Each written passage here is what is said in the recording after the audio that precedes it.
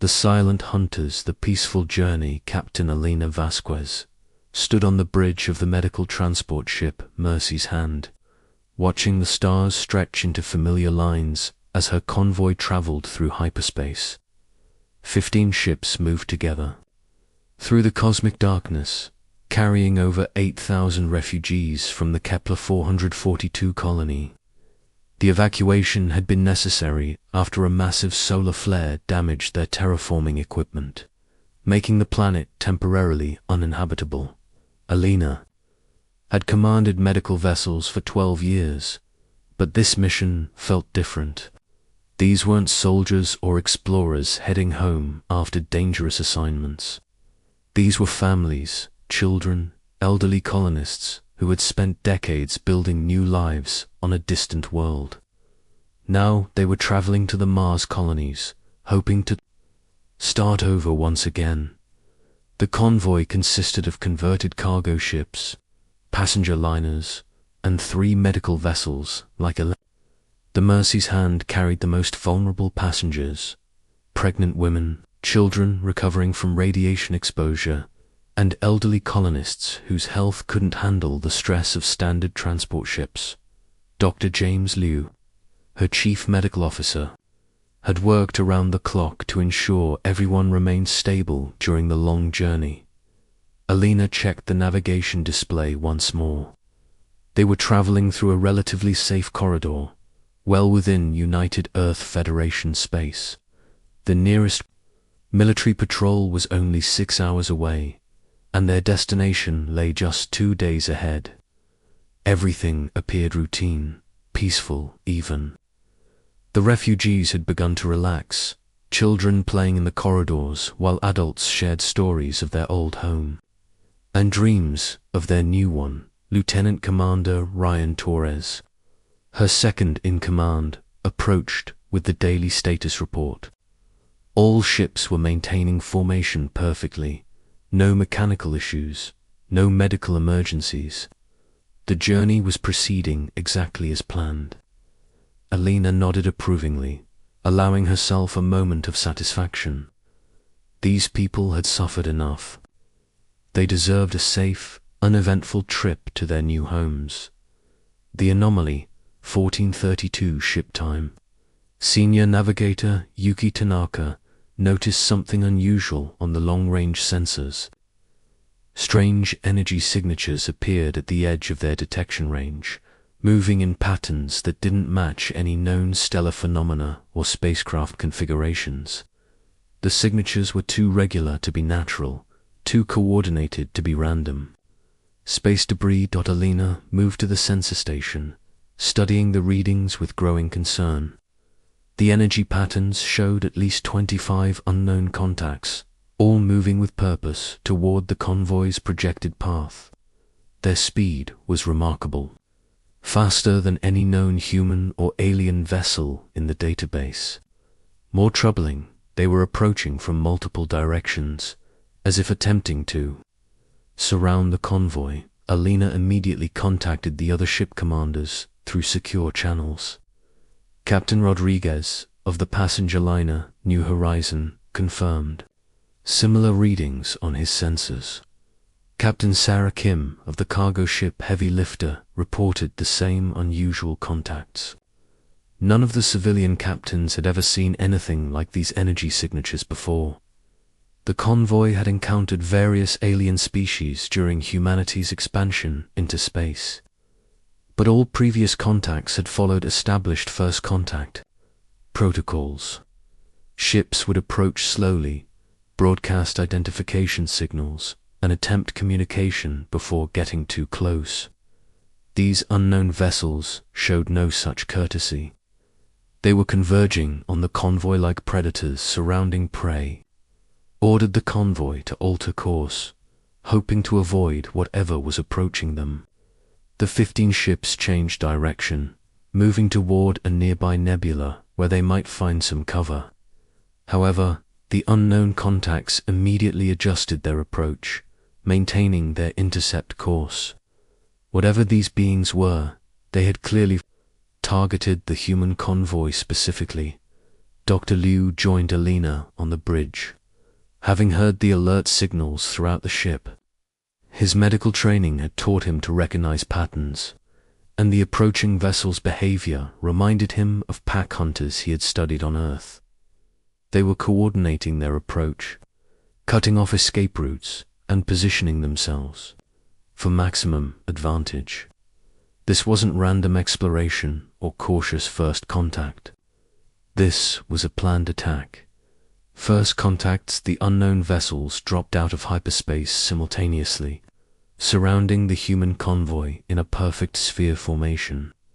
Elena's bridge crew gasped as the alien ships became visible on their main screen.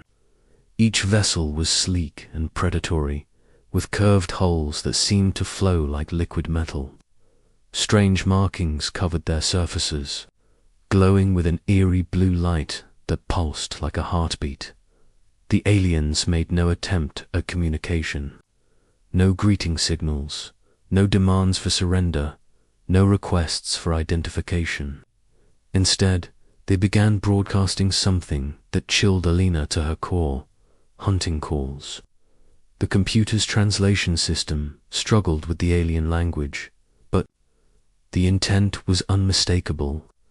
These beings were discussing the convoy like hunters examining a herd of animals. Alina ordered all ships to broadcast universal peace signals on every frequency. The convoy transmitted mathematical sequences, star charts, cultural exchanges, everything in the First Contact handbook. The alien response was immediate and terrifying. Laughter. The translation system rendered their amusement as cold, cruel. Sounds that spoke of intelligence, combined with complete disregard for other life forms. Captain Rodriguez's voice crackled over the communication system, fear evident in his tone. His sensors showed the alien vessels were charging weapons, but not the kind designed for quick kills. These were sophisticated energy systems meant to disable rather than destroy. The aliens wanted their prey alive and conscious, at least initially. Alina realized with growing horror that humanity had encountered something unprecedented in their expansion across the galaxy. These weren't territorial defenders, resource competitors, or even hostile empire builders. These beings appeared to be sophisticated predators who hunted other sapient species for entertainment. The convoy hadn't stumbled into a war zone. They had wandered into a hunting preserve. Lieutenant Commander Torres began implementing emergency protocols, but Alina knew their options were limited. The medical ships carried minimal defensive systems, designed only to ward off pirates or small raiders. The passenger liners had no weapons at all, and the cargo vessels possessed only basic point defense systems. Against 25 advanced alien warships, the convoy was completely outmatched. The hunt begins. The first alien ship approached the convoy's perimeter, moving with the fluid grace of a shark circling its prey. Alina watched in fascination and terror as the vessel's hull seemed to shift and change, adapting its configuration for different purposes. Weapon ports opened like predatory mouths, sensor arrays extended like sensory organs, and tractor beam generators powered up with an ominous hum. The alien ship targeted the cargo vessel Starhauler, which carried farming equipment and personal belongings from the Kepler 442 colony. Captain Miles Chen tried evasive maneuvers, but his heavily loaded ship couldn't match the alien vessel's speed and agility. The Predator struck with surgical precision, its energy weapons disabling the cargo ship's engines while leaving life support systems intact. Alina ordered the convoy to scatter, hoping some ships might escape while the aliens focused on their first victim. However, the hunters had anticipated this response. As soon as the human ships began to separate, multiple alien vessels moved to intercept each one. Their coordination was perfect. suggesting either advanced communication systems or a shared group consciousness. The Star Hauler was quickly surrounded by 3 alien ships, their tractor beams locking onto the disabled cargo vessel. Alina watched helplessly as the human ship was drawn toward the largest alien craft, which opened like a gigantic mouth to swallow its prey. Captain Chen's final transmission was a desperate plea for someone to remember what happened here, to warn Earth about these hunters. Dr. Liu grabbed Elena's arm, his medical training overriding his fear. The aliens weren't just capturing ships randomly. They were selecting specific targets based on careful analysis. They had ignored the heavily shielded cargo vessels, carrying industrial equipment, and instead focused on ships containing the most vulnerable humans. These predators understood their prey's psychology and were choosing victims to maximize terror and despair. The second target was the passenger liner Bright Future, carrying over 3,000 colonists, including many families with children. Captain Julia Santos tried to run, pushing her ship's engines beyond safe limits. But the alien hunters seemed to enjoy the chase. They could have disabled her vessel immediately, but instead played with it like cats toying with a mouse. Desperate measures, Alina made the hardest decision of her career. She ordered the Convoy's 3 medical ships to form a protective formation around the most vulnerable vessels while the cargo ships tried to escape. The Mercy's Hand, Healing Touch, and Lifesaver positioned themselves between the hunters and their intended prey, knowing they were sacrificing themselves to buy time for others. Asterisk. The operation would unfold in 3 phases. First, a massive intelligence gathering mission would map the aliens' territory and identify their key facilities. Second, rescue teams would attempt to locate and free any surviving human prisoners. Third, the full might of humanity's military would strike at the heart of the hunting organization, ending their reign of terror permanently. Admiral Stone appointed Commander Jake Morrison to lead the vanguard forces. Jake was a veteran of the Proxima campaign, known for his unconventional tactics and absolute refusal to abandon his people.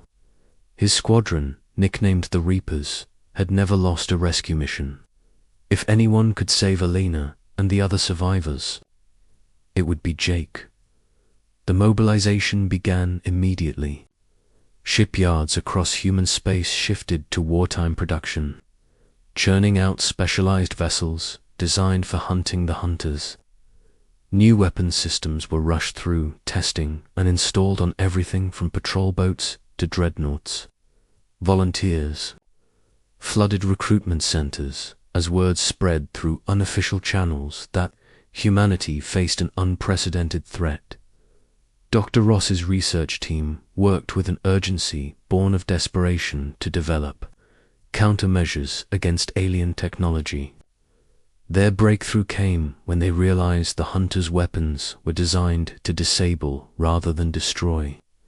This suggested they could be adapted for defensive use, creating shields and armor that could protect human ships during rescue operations.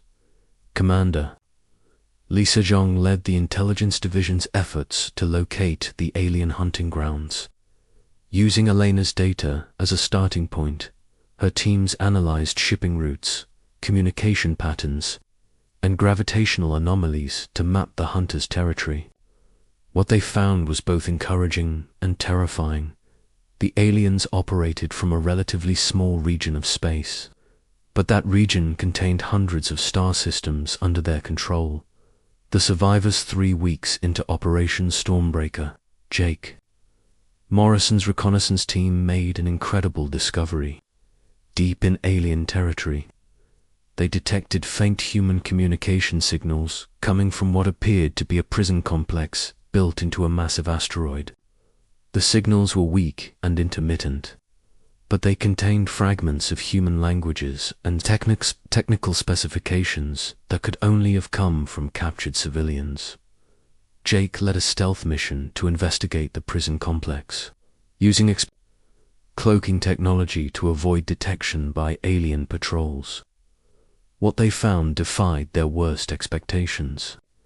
The asteroid had been hollowed out and converted into a massive holding facility containing thousands of beings from dozens of different species. The aliens were keeping their prey alive for extended periods, studying them and using them for various forms of entertainment. In the deepest levels of the complex, Jake's team found Alina Vasquez. She was barely alive, having spent weeks enduring the aliens' scientific experiments and psychological torture. But she was conscious, alert, and absolutely furious. When Jake's team broke into her cell, her first words were not a plea for rescue, but a demand for weapons so she could fight back. Elena's survival was miraculous, but her testimony revealed the full scope of the aliens' cruelty. The hunters, who called themselves the Vorthok, had been operating for millennia. They viewed other sapient species as nothing more than sophisticated animals to be studied, tormented, and eventually consumed. Their technology was designed specifically for capturing and controlling other intelligent beings. The rescue mission became a full-scale assault as Jake's team fought their way out of the prison complex with Alina and dozens of other survivors. The Vorthok response was swift and brutal, but they had made a critical error.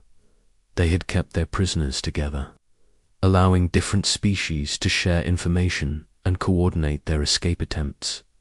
Alina had used her time in captivity to study her captors, learning their weaknesses and developing countermeasures. She had discovered that the Vorthok were not as invulnerable as they appeared.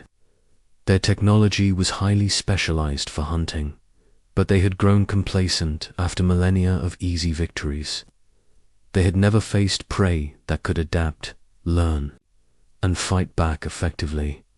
Humanity's response, Alina's rescue and testimony, galvanized human civilization like nothing in its history. The footage of the prison complex, the recordings of Vorthok hunting expeditions, and Elena's first-hand account of their cruelty spread through human space despite official attempts at censorship. The response was immediate and overwhelming. Humanity united in righteous fury. Admiral Stone found himself commanding not just Earth's military, but volunteers from every human colony, corporation, and independent settlement. Ships that had never carried weapons were retrofitted with missile launchers and particle beams. Civilian pilots demanded military training so they could join the fight. Scientists abandoned their research to develop better ways to kill the hunters. The technological revolution was equally dramatic. Dr. Ross's weapons research division received unlimited funding and resources. Within weeks, they had developed new classes of weapons specifically designed to penetrate Vorthok defenses. The key breakthrough came from studying captured alien technology, the hunters.